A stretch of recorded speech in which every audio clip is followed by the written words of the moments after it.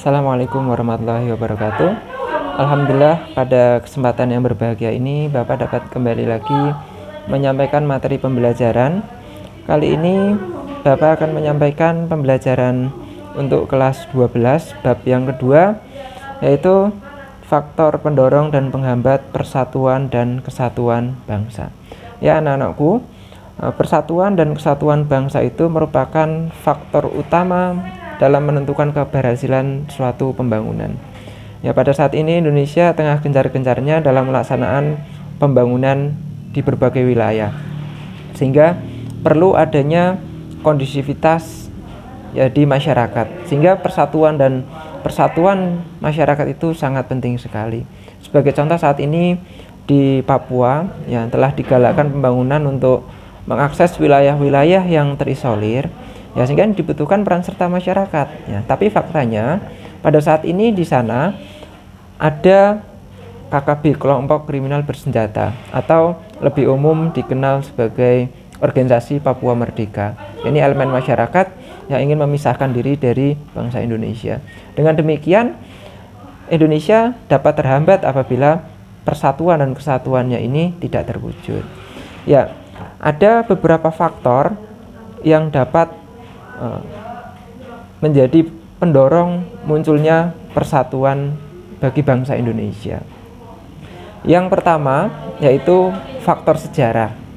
Ya, Indonesia mengalami sejarah yang sangat panjang, pernah dijajah oleh berbagai macam negara, sehingga dari hal inilah memunculkan rasa senasib seperjuangan. Jadi bangsa Indonesia tidak ingin lagi dijajah. Nah, dengan cara apa? Dengan cara bersatu, ya, pasti akan terhindar dari penjajahan.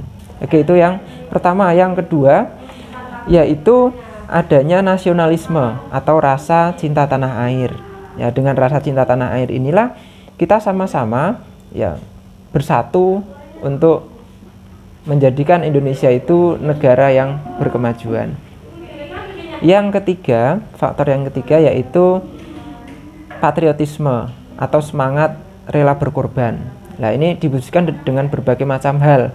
Ya, seperti kalian saat ini belajar di rumah, itu merupakan suatu semangat patriotisme. Dalam rangka apa? Untuk mencerdaskan kehidupan bangsa. Nah, pendorong persatuan yang keempat yaitu dengan dilaksanakannya Sumpah Pemuda. Ya, Sumpah Pemuda ini sebagai suatu langkah dalam mempersatukan pemuda Indonesia, yaitu dengan pendeklarasian mengenai 3 konsep, ya, yaitu ada konsep berbangsa yang satu, bangsa Indonesia, bertanah air yang satu, tanah air Indonesia, dan berbahasa yang satu, bahasa Indonesia. Dari konsep inilah ini menjadikan bangsa Indonesia semakin kuat dan semakin mantap untuk dapat bersama-sama berjuang mencapai kemerdekaan.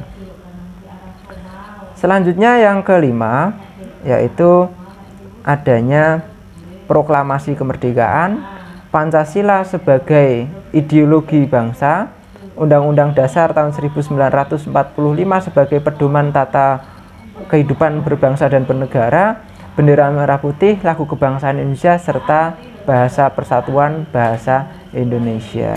Nah, itulah faktor-faktor pendorong persatuan dan kesatuan bangsa Indonesia. Selain ada faktor pendorong, juga ada faktor yang menghambat persatuan dan kesatuan bangsa Indonesia. Apa saja itu faktornya? Ya, yang pertama yaitu masyarakat Indonesia yang pembentuknya itu beragam atau heterogen. Jadi kita terdiri dari berbagai macam suku, bahasa, agama, budaya, sehingga dengan demikian hal-hal kecil dapat menjadi pemicu perpecahan di dalam masyarakat.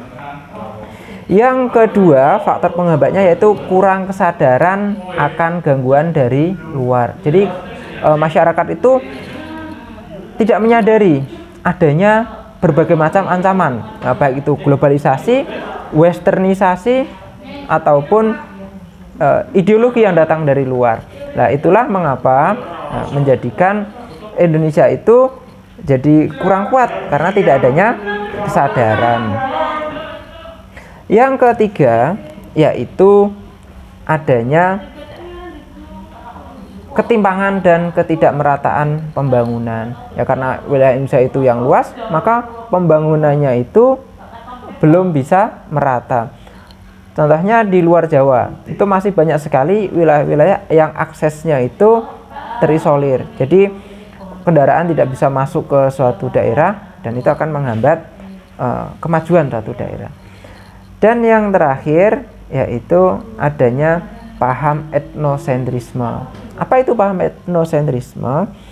Paham etnosentrisme adalah paham di mana ya masyarakat itu menunjukkan kelebihan-kelebihan budayanya dan menganggap rendah budaya masyarakat yang lain. Ya kalau paham ini tidak dihilangkan, tentu saja ini dapat memicu timbulnya perpecahan berupa konflik sosial dalam masyarakat. Ya, itulah faktor pendorong dan penghambat proses persatuan dan kesatuan bangsa Indonesia. Terima kasih. Jangan lupa untuk tab belajar, absennya diisi.